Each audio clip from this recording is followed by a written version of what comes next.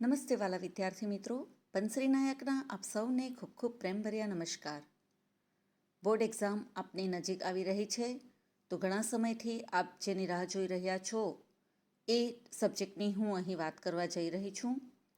ગુજરાત માધ્યમિક અને ઉચ્ચતર માધ્યમિક શિક્ષણ બોર્ડ દ્વારા માર્ચ 2022 માટે ધોરણ 12 ગુજરાતી સબ્જેક્ટ સેકન્ડ લેંગ્વેજ માટે જે પેપર પેટર્ન આપવામાં આવી છે તેની સમજૂતી અહીં આજે આપણે લઈશું. ગુજરાતી પેપર જેનો સબ્જેક્ટ કોડ રહેશે 008. તો ચાલો વધુ સમય ન લેતા આપણે પેપર પેટર્ન જોઈએ. શાળામાં આપ સૌ ફર્સ્ટ ટર્મિનલ અને સેકન્ડ ટર્મિનલ એમ 2 એક્ઝામ તો આપી ચૂક્યા જ હશો અને પ્રિલિમ્સ પણ આપ સૌએ આપી જ હશે.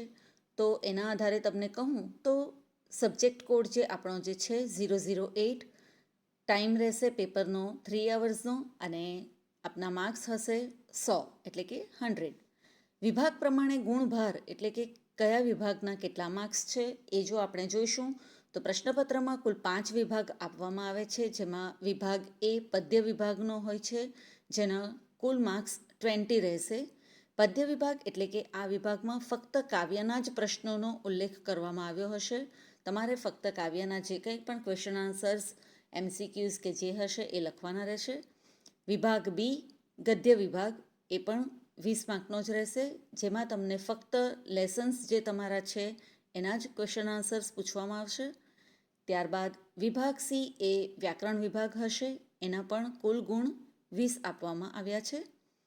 ત્યારબાદ વિભાગ ડી અર્થગ્રહણ એટલે કે આ વિભાગમાં તમારા માટે પદ્યાર્થગ્રહણ, ગદ્યાર્થગ્રહણ, અહેવાલ લેખન વગેરે જેવા પ્રશ્નો પૂછવામાં આવશે, જેના પણ કુલ ગુણ 20 આપવામાં આવ્યા છે. અને અંતિમ વિભાગ જે છે એ છે વિભાગ ઈ લેખન સજ્જતા એટલે કે રાઇટિંગ સ્કિલ, જેમાં તમારે વિચાર વિસ્તાર, નિબંધ લેખન વગેરે જેવા પ્રશ્નોના ઉત્તરો લખવાના રહેશે. એના પણ કુલ ગુણ 20 આપવામાં આવ્યા છે.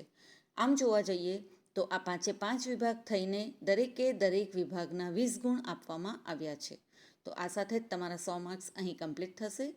હવે આ દરેક વિભાગમાં કઈ રીતે પ્રશ્નો પૂછાશે તેની ચર્ચા આપણે કરીએ તો પ્રથમ વિભાગ જે છે એ છે પદ્ય આધારિત વિભાગ એટલે કે આ વિભાગમાં ફક્ત કાવ્યના પ્રશ્નો પૂછવામાં આવ્યા હશે, જેમાં 1 થી 5 પ્રશ્નો જે પ્રથમ પૂછવામાં આવ્યા હશે તો એમાં તમારે નીચે આપેલા વિકલ્પમાંથી યોગ્ય વિકલ્પ પસંદ કરી ઉત્તર લખો. એટલે કે જે પ્રશ્ન પૂછવામાં તમને આવ્યો હશે એના 4 વિકલ્પ તમને આપવામાં આવ્યા હશે, જેને આપણે MCQ તરીકે ઓળખીએ છીએ. દરેકનો 1 માર્ક રહેશે. આ 5 પ્રશ્નો તમારે કમ્પલસરી એટેમ્પ્ટ કરવાના રહેશે. ત્યારબાદ 6 થી 9 જેમાં નીચે આપેલા જોડકાને સાચી રીતે જોડો, જેના કુલ ગુણ 4 રહેશે. આ જોડકાનો જે વિભાગ છે એટલે કે મેચ ધ કોલમ જેને આપણે કહીએ છીએ, તો એમાં તમારા જે કંઈક પણ કાવ્યને લગતા પ્રશ્નો હશે તે પૂછવામાં આવ્યા છે. એમાં લેખકને પણ તમારે કાવ્યની નામ સાથે જોડવાના રહેશે, અથવા તો તમારા કાવ્યનો જે કંઈક પણ પ્રકાર હોય તો તે જોડવાના રહેશે. કાવ્ય પંક્તિ હશે તો તે કાવ્ય પંક્તિ કયા કાવ્યની છે. આવી રીતે અલગ અલગ રીતે તમને આ જોડકામાં પ્રશ્નો પૂછવામાં આવશે. ત્યારબાદ હશે 10 થી 12 પ્રશ્નો એટલે કે 10, 11 and 12, જેમાં એક વાક્યના ઉત્તરો તમારે લખવાના રહેશે. આ એક વાક્યના ઉત્તરો 3 પૂછવામાં આવશે. 3 પ્રશ્નો તમારે કમ્પલસરી લખવાના છે, જેના દરેક પ્રશ્નનો 1 માર્ક રહેશે. કુલ ગુણ 3 થશે. ત્યારબાદ 13, 14, 15 જે પ્રશ્ન છે એ તમારા 3-4 વાક્યના ઉત્તરો જે છે એ રહેશે. આ 3 પ્રશ્નોમાંથી તમે કોઈ પણ 2 પ્રશ્નોના જવાબ લખી શકો છો. દરેક પ્રશ્નના 2 ગુણ રહેશે. આમ 2 પ્રશ્નોના કુલ ગુણ 4 આપવામાં આવ્યા છે. ત્યારબાદ 16ના ઓરમાં 16 જે તમારે સવિસ્તર ઉત્તર લખો એટલે કે લોંગ ક્વેશ્ચન આન્સર્સ આપવામાં આવ્યો હશે. આ 2 પ્રશ્નોમાંથી તમે કોઈ પણ એક પ્રશ્નની પસંદગી કરી તમારો ઉત્તર તમે લખી શકો છો. આ એક પ્રશ્નના ઉત્તરના કુલ ગુણ 4 રહેશે. આ સાથે જ પદ્ય આધારિત વિભાગ અહીં આપણો પૂર્ણ થશે. ત્યારબાદ બીજો વિભાગ જે છે એ છે ગદ્ય આધારિત વિભાગ, જેના પણ કુલ ગુણ 20 રહેશે. વિદ્યાર્થી મિત્રો, આ ગદ્ય આધારિતના જે પ્રશ્નો જે છે એમાં પણ તમને પદ્ય આધારિત પ્રશ્નો જે રીતે પૂછવામાં આવ્યા છે એ જ રીતે પ્રશ્નો પૂછવામાં આવશે. ફક્ત પહેલો પ્રશ્ન જે છે 17 થી 20 નંબર, તમારા નંબર અહીં કન્ટિન્યુ રહેશે. 17, 18, 19, 20 આ 4 પ્રશ્નો MCQના પૂછવામાં આવશે. પદ્ય વિભાગમાં એ 5 પ્રશ્નો હતા. ગદ્ય વિભાગમાં આ ફક્ત 4 પ્રશ્નો જે છે એના દરેક પ્રશ્નનો 1 ગુણ રહેશે. આમ 4 માર્ક્સના MCQ આધારિત પ્રશ્નો પૂછાશે. ત્યારબાદ 21, 22, 23 એન્ડ 24 જે છે એ છે જોડકા. આ મેચ ધ કોલમ તમારે યોગ્ય રીતે જોડકાને જોડવાના રહેશે, જેના કુલ ગુણ 4 રહેશે. ત્યારબાદ 25, 26, 27 એન્ડ 28 જે છે એ એક વાક્યમાં ઉત્તરો લખો. પદ્ય વિભાગની જેમ અહીં પણ તમારે એક વાક્યના ઉત્તરો દરેકે દરેક કમ્પલસરી લખવાના છે, જેના કુલ ગુણ 4 છે. ત્યારબાદ 29, 30, 31 જે છે એ 3-4 વાક્યમાં ઉત્તરો આપવાના છે. આ 3 પ્રશ્નોમાંથી તમે કોઈ પણ 2 પ્રશ્નોના જવાબ તમારે લખવાના રહેશે. કોઈ પણ 2 પ્રશ્નોની તમે પસંદગી કરી શકો છો. એક પ્રશ્નના જવાબના આપને 2 ગુણ મળશે. આમ 2 પ્રશ્નના તમારા કુલ ગુણ 4 થશે. ત્યારબાદ 32ના ઓરમાં 32 જે સવિસ્તર ઉત્તરનો રહેશે, એટલે કે લોંગ ક્વેશ્ચન આન્સર્સ અહીં પૂછવામાં આવશે. અહીં પણ તમને 2 પ્રશ્નો હશે. આ કોઈ પણ 2 પ્રશ્નોમાંથી તમે એક પ્રશ્નની પસંદગી કરી તેના કુલ ગુણ 4 રહેશે અને એ રીતે તમારે આન્સર લખવાના રહેશે. ત્યારબાદનો વિભાગ જે આવે છે એ છે વિભાગ સી, વ્યાકરણ આધારિત વિભાગ. વ્યાકરણ આધારિત વિભાગના કુલ ગુણ 20 રહેશે. આ જે વ્યાકરણ આધારિત વિભાગ છે એમાં 33, 34 એન્ડ 35 તેમાં પ્રત્યય અને નામયોગી ઓળખાવો એ રીતે આ 3 પ્રશ્નો પૂછવામાં આવશે. જેમાં 33 નંબર પર આપણે વાત કરીએ તો 33 ક્વેશ્ચન જે હશે એમાં તમારે વાક્યમાં પ્રત્યય ઉમેરવાનો રહેશે અને વાક્ય ફરીથી લખવાનું રહેશે, જેના કુલ ગુણ 1 હશે. 34 નંબરનો જે પ્રશ્ન હશે એમાં તમારે નામયોગી ઉમેરવાનું રહેશે અને એનો પણ કુલ ગુણ 1 આપવામાં આવશે. ત્યારબાદ 35 નંબરનો જે પ્રશ્ન હશે એમાં પ્રત્યય અને નામયોગી બંને તમારે ઉમેરવાનું રહેશે અને વાક્યને ફરીથી લખવાનું રહેશે, જેના કુલ ગુણ 1 રહેશે. આમ પ્રત્યય અને નામયોગીનો જે પ્રશ્ન રહેશે એ કુલ 3 માર્કનો રહેશે. ત્યારબાદનો પ્રશ્ન જે છે 36 એન્ડ 37 જેમાં વિરામ ચિહ્નનો ઉપયોગ કરીને વાક્ય લખવાનું રહેશે. 36 નંબરનું જે સેન્ટન્સ હશે એમાં વિરામ ચિહ્નનો ઉપયોગ તમારે કરવાનો રહેશે અને લખવાનું રહેશે, જેનો કુલ ગુણ 1 રહેશે. અને 37 નંબરનો જે પ્રશ્ન હશે એમાં ખોટું વિરામ ચિહ્નનો ઉપયોગ થયો હશે, તમારે એ સુધારીને ફરીથી વાક્ય લખવાનું રહેશે. એ રીતે પૂછવામાં આવશે. ત્યારબાદનો પ્રશ્ન છે 38 એન્ડ 39 જેમાં એક 38 નંબરના પ્રશ્નમાં સંયોજક તમારે ઉમેરવાનું રહેશે અને વાક્ય ફરીથી લખવાનું રહેશે. અને 39 નંબરના ક્વેશ્ચનમાં તમારે ખોટા સંયોજકને દૂર કરીને યોગ્ય સંયોજકનો ઉપયોગ કરીને વાક્ય ફરીથી લખવાનું રહેશે. આમ સંયોજકના કુલ 2 પ્રશ્નો પૂછવામાં આવશે, જેના કુલ ગુણ 2 રહેશે. ત્યારબાદનો પ્રશ્ન જે છે 40, 41 એન્ડ 42 આ નંબરના જે ક્વેશ્ચન છે એ MCQઝમાં તમને પૂછાશે. હવે વાક્ય ઓળખાવો, જેમાં આપણે ગ્રામરમાં વાક્યના પ્રકારો વિશે શીખ્યા છે. જેમાં 40 નંબરનો પ્રશ્ન હશે તે સાદું વાક્ય ઓળખાવો, 41 નંબરનો જે પ્રશ્ન હશે એ સંયુક્ત વાક્ય ઓળખાવો અને 42 નંબરનો જે પ્રશ્ન હશે એ સંકુલ વાક્ય ઓળખાવો. આ રીતે વાક્ય ઓળખાવોના વાક્યના પ્રકારનો જે ટોપિક છે એના આધારે કુલ 3 પ્રશ્નો પૂછવામાં આવશે, જેના કુલ ગુણ 3 રહેશે. ત્યારબાદ જે છે 43 એન્ડ 44 43 નંબર પર પદક્રમ કયો યોગ્ય છે એ પણ તમને MCQઝની રીતે જ પૂછાશે. પ્રશ્ન પૂછવામાં આવ્યો હશે, એમાં કુલ તમને 4 ઓપ્શન આપવામાં આવ્યા હશે. તમારે કયા વાક્યમાં પદક્રમ યોગ્ય છે એ દર્શાવવાનું રહેશે, જેનો કુલ ગુણ 1 રહેશે. ત્યારબાદ 44 નંબરનો જે ક્વેશ્ચન હશે એ પદ સંવાદનો હશે, એટલે કે કયા વાક્યમાં પદ સંવાદની રીતે યોગ્ય રીતે કહેવામાં આવ્યું છે એ પ્રશ્ન તમારે MCQઝના રીતે જે પૂછાયો હશે એમાંથી પસંદ કરવાનો રહેશે, જેનો કુલ ગુણ 1 રહેશે. ત્યારબાદ 45 નંબરનો જે પ્રશ્ન છે, હવે પછીના જેટલા બી ક્વેશ્ચન અહીં પૂછવામાં આવશે એ તમને MCQ આધારિત પ્રશ્નો જ હશે. જી હા, 40 નંબરથી જે કંઈક પણ તમારા પ્રશ્નો શરૂ થશે એ MCQ આધારિત પ્રશ્નો હશે. અહીં આપને કહું તો 45 નંબરનો જે રૂઢિપ્રયોગ છે એમાં પણ તમને જે રૂઢિપ્રયોગ આપવામાં આવ્યો હશે એનો સાચો અર્થ શું થાય છે એ MCQમાંથી તમારે જણાવવાનું રહેશે. 46 નંબરનો પ્રશ્ન જે છે એ છે સામાસિક શબ્દ. 47 નંબરનો જે પ્રશ્ન છે એ સમાનાર્થી શબ્દ ઓળખાવવાનો રહેશે. 48 નંબરનો પ્રશ્ન જે છે એ છે વિરોધી શબ્દ. 4 ઓપ્શનમાંથી તમારે યોગ્ય ઓપ્શન પસંદ કરવાનો રહેશે. 49 નંબરનો જે પ્રશ્ન જે છે એ છે શુદ્ધ અને અશુદ્ધ વાક્ય રચના, એટલે ક્યાં તો તમારે શુદ્ધ વાક્ય કયું છે, અશુદ્ધ વાક્ય કયું છે, બેમાંથી જે રીતે પ્રશ્ન તમને પૂછવામાં આવ્યો હશે એ રીતે તમારે એનો જવાબ ઓળખવાનો રહેશે. ત્યારબાદ 50 નંબર અને 51 નંબરનો જે પ્રશ્ન છે એ જોડણી આધારિત પ્રશ્ન હશે. જી હા, જોડણીના કુલ 2 પ્રશ્નો તમને MCQઝમાં પૂછવામાં આવશે, જેમાં પ્રથમ 50 નંબરનો જે પ્રશ્ન છે એમાં સાચી જોડણી કઈ છે એ ઓળખાવવાની રહેશે, અને 51 નંબરનો જે પ્રશ્ન છે એમાં ખોટી જોડણી કઈ છે એ દર્શાવવાનું રહેશે. તો આ પ્રશ્ન પણ MCQમાં જ તમને પૂછવામાં આવશે, જેના કુલ ગુણ 2 રહેશે. હવે 52 નંબરનો જે પ્રશ્ન વ્યાકરણ આધારિત વિભાગમાં જે લાસ્ટ MCQઝ છે એ છે કહેવતનો. કહેવતના પ્રશ્નમાં MCQઝમાં તમને કહેવતોનું જોડકું આપવામાં આવ્યું હશે, એટલે કે જે 4 ઓપ્શન તમને આપવામાં આવ્યા હશે, આ 4 ઓપ્શનમાં 2 કહેવત તમને આપી હશે. જેમ કે એ ઓપ્શન જે છે એમાં તમને કહેવામાં આવ્યું હશે કે સંપ ત્યાં જંપ, અને એની સાથે જ એનું સાચું જોડકું હશે 1 કરતાં 2 ભલા. તો આ બંને કહેવતો જે છે એ સમાન અર્થ ધરાવતી કહેવત છે. તો આ જ રીતે તમારે જે 4 ઓપ્શન હશે તો એમાં જુદી જુદી રીતે 2 કહેવત તમને આપવામાં આવી હશે. આ 2 કહેવતોમાંથી કઈ કહેવતો સમાન અર્થ ધરાવે છે એ રીતે તમારે શોધવાની રહેશે, અને પ્રશ્નનો જવાબ તમારે લખવાનો રહેશે, જેનો કુલ ગુણ 1 આપવામાં આવ્યો છે. તો આ રીતે વિદ્યાર્થી મિત્રો તમને જણાવ્યું એ પ્રમાણે 33 to 39 જે પ્રશ્ન છે એ તમારે વાક્યોમાં લખવાના રહેશે. ત્યારબાદ 40 નંબરથી લઈને 52 નંબરના જે કંઈક પણ ક્વેશ્ચન હશે એ તમને MCQ આધારિત પ્રશ્નો હશે.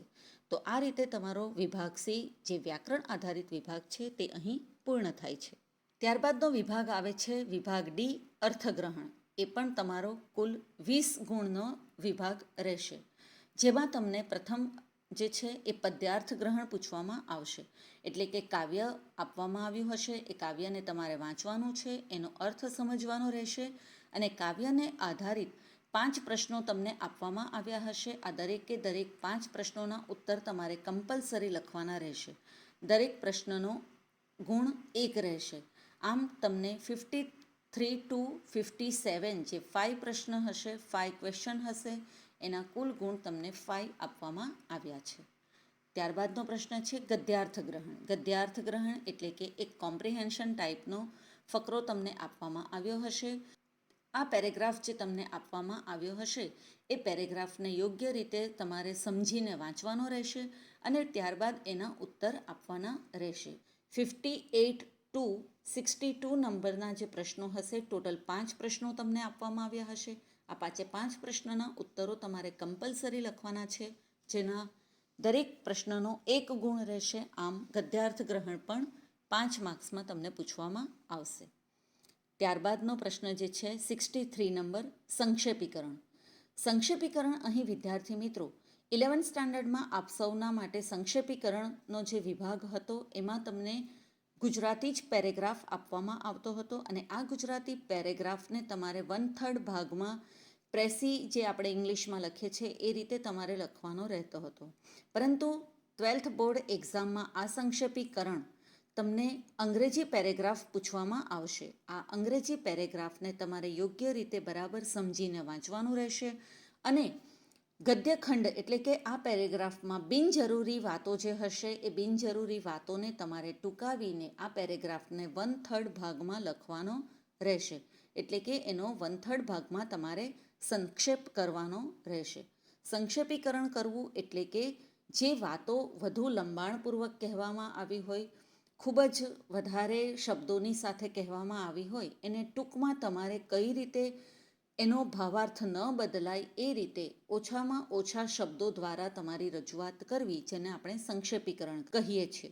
ટૂંકમાં કહીએ તો થોડામાં ઘણું બધું કહી જવું એ સંક્ષેપીકરણનો મુખ્ય મુદ્દો હોય છે, જેના કુલ ગુણ 5 રહેશે.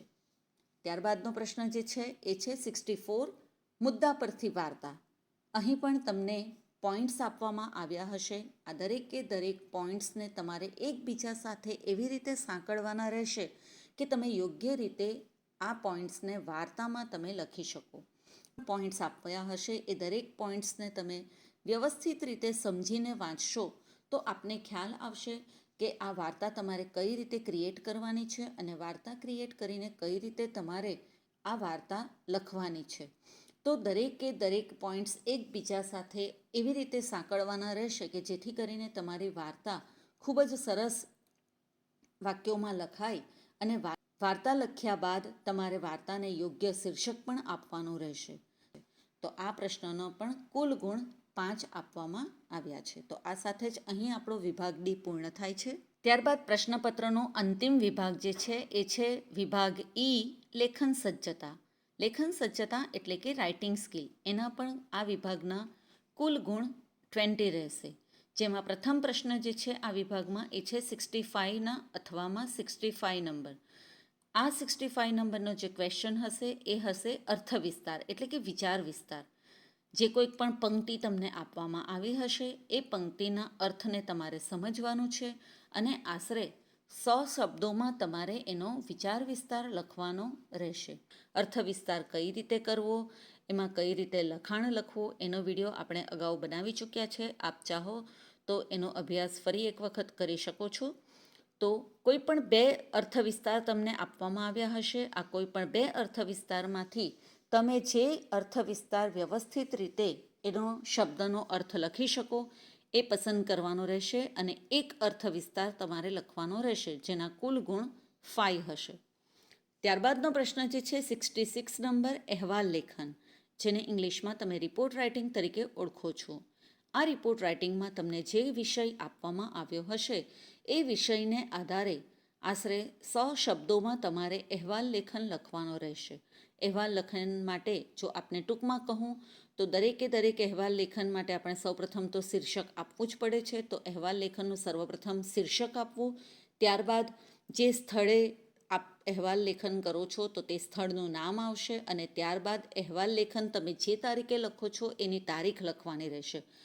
અહેવાલ લેખન માટે બીજી એક ખાસ અગત્યની વાત જો આપને કહું તો અહેવાલ લેખન તમે જે કંઈક પણ લખશો એ ભૂતકાળમાં બની ગયેલી ઘટના હોય છે. તો જે પાસ્ટમાં ઘટના બની ચૂકી છે એનો અહેવાલ તમે અત્યારે લખો છો. આથી તમારું અહેવાલ લેખનમાં હંમેશા ભૂતકાળ એટલે કે પાસ્ટ ટેન્સમાં જ અહેવાલ લેખન તમારે લખવાનો હોય છે. તો આ અહેવાલ લેખનના પણ કુલ ગુણ 5 આપવામાં આવ્યા છે. ત્યારબાદનો પ્રશ્ન જે છે 67 નંબર, જે આ વિભાગનો અંતિમ પ્રશ્ન રહેશે, જે છે નિબંધ લેખન. નિબંધ લેખનમાં કુલ તમને 3 ટોપિક આપવામાં આવ્યા હશે. આ 3 ટોપિકમાંથી તમે જે વિષય ઉપર આપ સૌથી વધુ સારી રીતે સમજીને લખી શકો એ રીતે તમારે વિષય પસંદ કરવાનો રહેશે. 3 વિષય માટે તમને અમુક મુદ્દાઓ પણ આપવામાં આવ્યા હશે. આ મુદ્દાઓને આધારે કયા વિષય પર તમે વધુ સારી રીતે તમારા પોતાના વિચારો લખી શકો છો, નિબંધ લખી શકો છો, એના આધારે તમારે વિષય પસંદગી કરવાની રહેશે. નિબંધ લેખનના સૌથી વધુ ગુણ અહીં આપવામાં આવ્યા છે, જે છે 10. તો આ નિબંધ લેખનના અહીં જે 10 માર્ક્સ આપવામાં આવ્યા છે તો 10 માર્ક્સના આધારે આપણે વિષયને વધુ યોગ્ય રીતે સારી રીતે વિસ્તૃતમાં લખી શકીએ એ રીતે તમારે નિબંધ લેખન લખવાનું રહેશે. તો આ સાથે જ આ માર્ચ 2022 માટેની ગુજરાતી સબ્જેક્ટની જે પેપર પેટર્ન છે એ આપ સૌને સમજ આવી જ ગઈ હશે. તો કઈ રીતે તમારે હવે તૈયારી કરવાની છે એ આપના માટે ખૂબ જ સરળ થઈ પડશે. બીજી વાત અન્ય આપને જણાવું તો આપની તૈયારી ખૂબ જ સારી જ છે. તમે વર્ષ દરમિયાન જે કંઈક પણ તૈયારીઓ કરી છે એ દરેક તૈયારી આપ સૌના માટે સરળ બની રહે. બીજી રીતે કહું તો આ ફક્ત તમે કઈ રીતે વાંચ્યું છે, કઈ રીતે તમે દરેકે દરેક પાઠ, દરેકે દરેક કાવ્યને સમજ્યા છો, એ ફક્ત ખાલી એનું મૂલ્યાંકન કરવાનો એક ભાગ છે. પરંતુ આ મૂલ્યાંકન તમારા જીવનનું મૂલ્યાંકન હોતું નથી. વિદ્યાર્થી મિત્રો, એક વાત હંમેશા ધ્યાનમાં રાખજો, આપ સૌના માતા પિતા માટે આપ ખૂબ જ કિંમતી એવું એમનું ધન છો. જીવનની પરીક્ષામાં આપ સૌ હંમેશા સફળ જ રહેશો. આ તો ફક્ત તમારી શૈક્ષણિક પરીક્ષા છે. શૈક્ષણિક પરીક્ષામાં આપણે ખૂબ સારા માર્ક્સે સફળ પણ થઈ શકીએ અથવા તો આપણે ન ધાર્યું પરિણામ પણ આપણે મેળવી શકીએ. પરંતુ એનો અર્થ એવો નથી કે તમારું જીવન જીવવાનું જે ધ્યેય છે એ ધ્યેયમાં તમે પાછળ પડી ગયા. આ તો ફક્ત એક પરીક્ષા છે. પરંતુ જીવનમાં તો હજી એવી કેટલીય પરીક્ષાઓ આપણે આપવાની હોય છે. પરંતુ એ દરેક પરીક્ષાઓનો આપણે સામનો કરવાનો રહેશે. ભલે એમાં પરિણામ ગમે તે આવે, પરંતુ આપણે મનથી કદાચ હાર માનવી જોઈએ નહીં. દરેક પરીક્ષાઓનો આપ સૌએ તૈયારી સારી રીતે જ કરી હોય છે. પરિણામ થોડું ઘણું આમથી તેમ હોઈ શકે, પરંતુ એ પરિણામમાં આપણે જે કંઈક પણ મેળવ્યું છે આ આપણી મહેનતે જ મેળવ્યું છે. મહેનત થોડી ઘણી વધતી ઓછી હોઈ શકે, તો એ પરિણામ પણ વધતું ઓછું હોઈ શકે એ સમજદારી આપણે રાખવી જોઈએ. ન કે ઓછા પરિણામથી આપણે હતાશ થવું જોઈએ.